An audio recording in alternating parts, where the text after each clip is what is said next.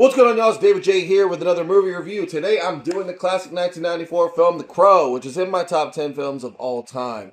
Now, this stars Brandon Lee, the son of Bruce Lee, who tragically died on set due to a character named Funboy kills him in the movie by shooting him. And in the actual scene where they did that, there was something lodged in the gun, hit him in the chest, and killed him. He died on movie set just like his father Bruce Lee did.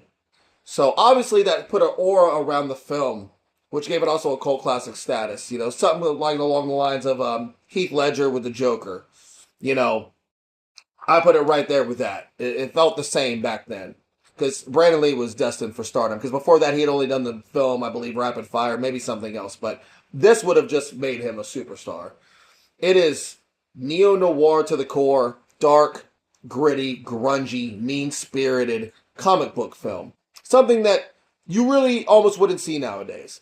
It's 90s to the absolute core. If you didn't get to grow up in the 90s, if you didn't have the pleasure of growing up in the 90s, watch this. This is 90s to the core, like a few other films that I will wind up doing reviews on down the line, which are some of my favorite films of all time. The mid-90s were just incredible for all genres of film and music. But anyways, the story is Brandon Lee's character, Eric Draven. Him and his wife get killed. He's brought back by a crow. He's pretty much invincible, and he goes after the people that killed him. All the villains here are awesome. All of them.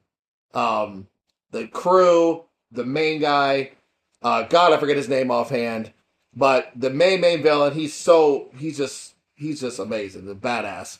The movie is just something, like I said, you wouldn't see nowadays because it's so dark and gritty and mean-spirited, and it's on a pretty, grand scale. I can't recommend this film enough. And I do have to say, though, all the sequels suck. City of Angels, Salvation, I believe there's another one. They're all trash. Now, the new one with Bill Skarsgård as Eric Draven. I actually enjoyed that film. I might do a review on that down the line, but I'll just say real quick that, yes, it's nowhere near the original, but it is the best sequel or the best film since the original Crow. And if they wouldn't have named it or tried to portray it as a remake of The Crow and it was just a standalone Crow film, I think it would have been way more well received because it's actually pretty good. But anyways, I give The Crow a 10 out of 10. It's one of my favorite films of all time.